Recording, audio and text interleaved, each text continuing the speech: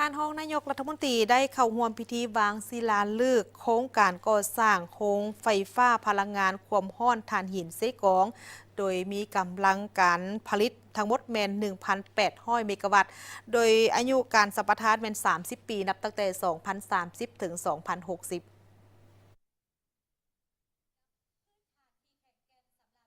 ในวันที่ 2 เมษายน 2025 ท่านเฉลิมชัย กมสิทธิ์ รองนายกรัฐมนตรีได้ให้เกียรติเข้าร่วมพิธีวางศิลาฤกษ์โครงการก่อสร้างโรงไฟฟ้าพลังงานความร้อนถ่านหินเซกองของกลุ่มบริษัทพรศักดิ์จำกัดที่เมืองกะลึมแขวงเซกองท่านรัฐมนตรีกระทรวงพลังงานและบ่อแห่ท่านเจ้าแขวงเซกองท่านรองรัฐมนตรีกระทรวงบ่อแห่และพลังงานแห่งราชอาณาจักรกัมพูชาบรรดาท่านรองรัฐมนตรีกระทรวงองค์การผู้ต่างหน้าบรรดาแขวงใกล้เคียงคณะบริหารงานโครงการพนักงานที่เกี่ยวข้องและแขกถึกเชิญเข้าร่วมในพิธีท่านพรศักดิ์ วิไลศักดิ์ ประธานกลุ่มบริษัทพรศักดิ์จำกัดได้รายงานให้รู้ว่าโครงการก่อสร้างโรงไฟฟ้าพลังงานความร้อนถ่านหินแห่งนี้มีกำลังการผลิตทั้งหมด 1,800 เมกะวัตต์ประกอบมี6โรงละ300 เมกะวัตต์ซึ่งกระแสไฟฟ้าที่ผลิตได้จะส่งออกไปประเทศกัมพูชาภายใต้สัญญาซื้อขายไฟฟ้ากับรัฐวิสาหกิจไฟฟ้ากัมพูชาโครงการดังกล่าวมีมูลค่าการก่อสร้างทั้งหมด$4 ตื้อ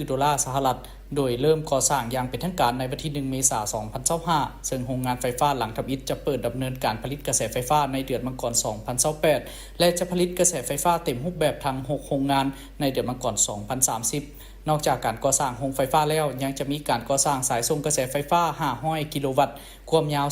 253 กิโลเมตรเชื่อมต่อจากโรงไฟฟ้าแห่งนี้หาชายแดนลาวกัมพูชาได้นั้นผู้ดำเนินการก่อสร้างโรงไฟฟ้าแม่นบริษัท PSGC ไทย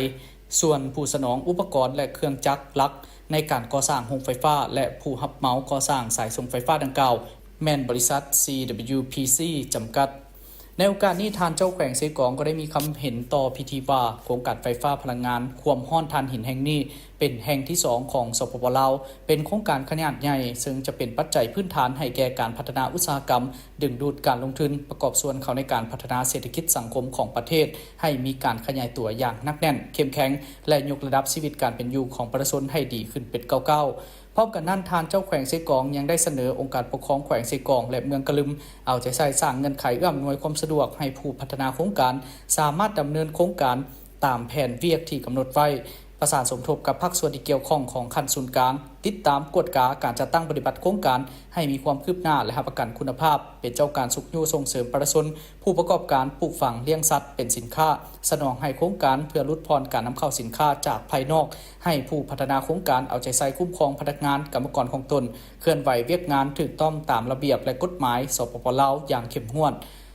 ซุ่มทึนฮอนพาหนะกลจักรกำลังแหงและประสบการณ์เพื่อเฮ็ดให้การก่อสร้างมีประสิทธิภาพประสิทธิผลสูงและสำเร็จตามแผนการที่วางไว้บนพื้นฐานการพัฒนาไปเคียงคู่กับการปรับปรุงชีวิตการเป็นอยู่ของประชาชนที่ถือผลกระทบอย่างทันการและทั่วถึง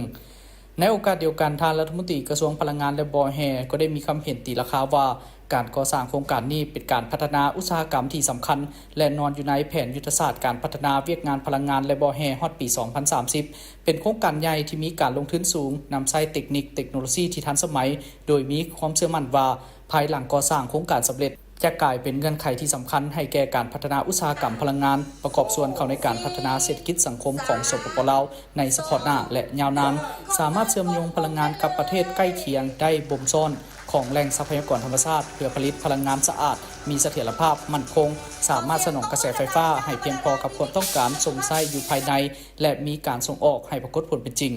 ในตอนท้ายท่านรองนายกรัฐมนตรีก็ได้ให้เกียรติกดปุ่มเปิดพิธีวางศิลาฤกษ์และลั่นคล้องเพื่อเป็นสิริมงคลให้แก่การก่อสร้างโครงการดังกล่าวต่ออีก